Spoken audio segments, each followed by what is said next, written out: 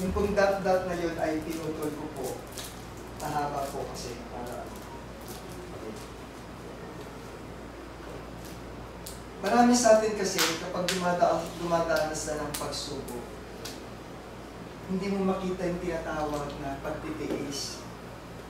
Nasishake yung inyong mga faith. Marami po sa atin yan. Minsan sinisisi pa ang Panginoon. Sinasabi nila, God, bakit ako pa? Isa akong Kristiyano masunurin, ba't ako ang nasusubok? Bakit ako ang naghihirap? Bakit ako nakakaranas ng mga problemang ganito? Samantala yung kapitbahay ko, may hindi ko nakita nagsimba sa iyo. They don't even visited your house of service. Even once. Their family are not a good servants. And yet, you provided them the luxuries of good life. But kaming mga ito, nakakaranas kami ng mga problema. Normally, we ask these God's creations of activities to our life.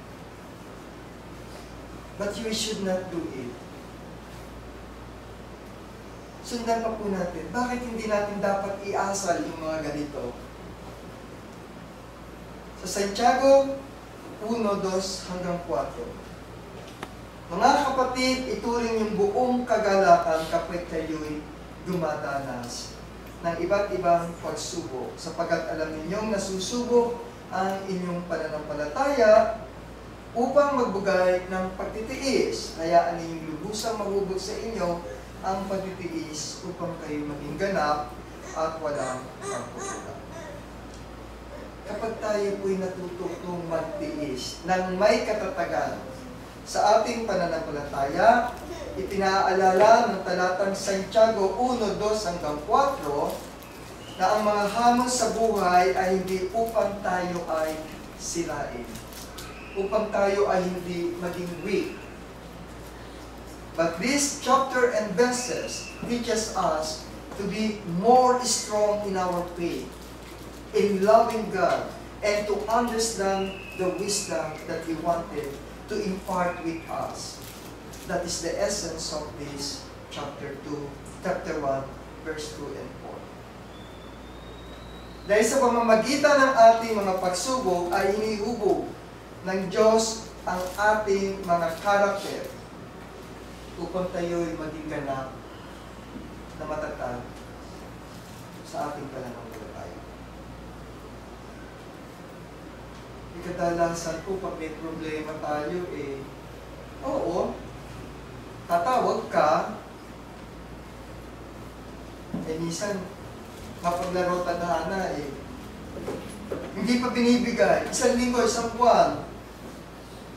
And sometimes a longer period of time is extended before God provided us and answered our prayers.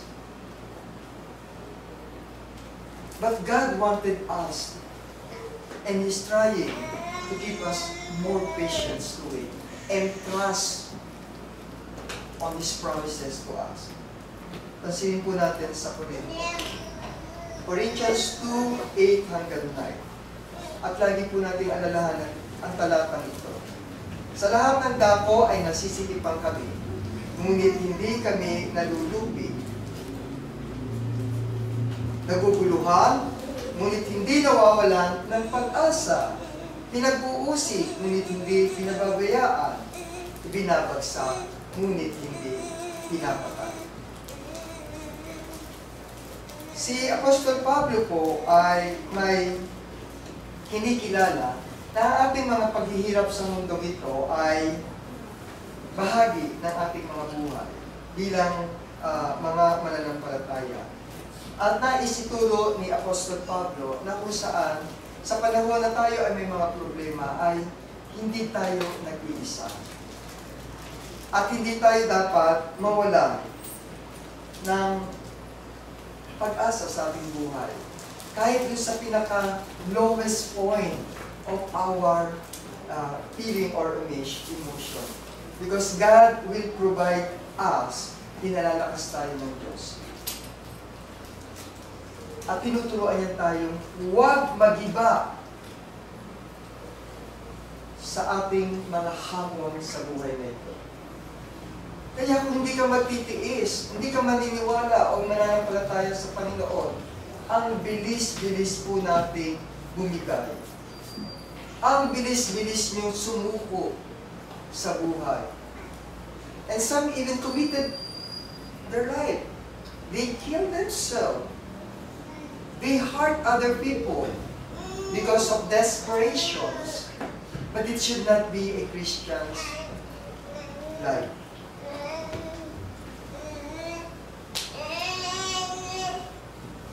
Tandaan niyo po, kapag tayo ay nakakaranas ng mga paghihirap, ito po ay naghahatid sa atin ng panibagong pag-asa. Sa Roma 5:3 hanggang 5, sabi po, higit pa riyan, nagaganap tayo sa ating mga paghihirap. Yamang alam natin na ang paghihirap ay nagbubunga ng pagtitiis. Okay po. Pagtitiis at ang pagtitiis ay nagpapatibay ng karakter. At ang matibay na karakter ay nagbubunga ng pag-asa. Ang linaw po dito. At ang pag-asa ito ay hindi tayo binibigo sapagkat ang pag-ibig ng Diyos ay binubuhos sa ating mga puso sa pamamagitan ng banal na Espiritu na ibinigay sa atin. Dito sa talatang Roma 5:3, this chapter teach us that all trials has a purpose in our life. There is a reason behind these trials. God uses our trials para tayo ay palakasin, patatagin yung ating tinatawag na pagtitiis sa buhay na ito, upang hubugin niya ang bawat isang karakter, ang bawat isang pag-uugali, at palalimin ang ating pag-asa sa Kanya. This is the reason behind, one of the reasons probably, why God allows trials in our life. He wanted us to be more strong. He wanted us to be more patient. And He wanted us to develop our character. Ang lahat ng kalakasan natin ay nagmumula sa ating Panginoon. Isaiah 40:31. Ngunit silang nagtitiwala sa Panginoon ay nagpapanibagong lakas. Sila'y lilipad na parang agila. Sila'y tatakbo at hindi mapapagod. Sila'y lalakad at hindi manghihina.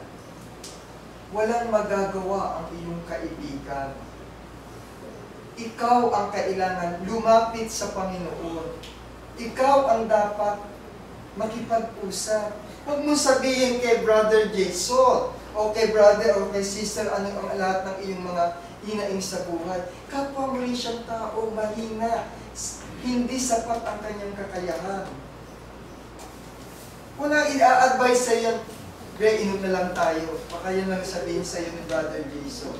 Halika, punta tayo, lug natin ng sine. May senior citizen ako card, di bigyan natin ng discount. Walang silang i-advise. Ang lakas ay nagmumula sa ating Panginoon. Ilapit natin, idulog natin sa Kanya. Hindi sa atin ang gagaling ang ating mga kalakasan, sa ating mga kakayahan, kundi ang pagtitiwala natin sa ating Panginoon. That whatever trials that we have in our life, ask God to help us. He will provide us. He will teach us the way, how, when, and what to do.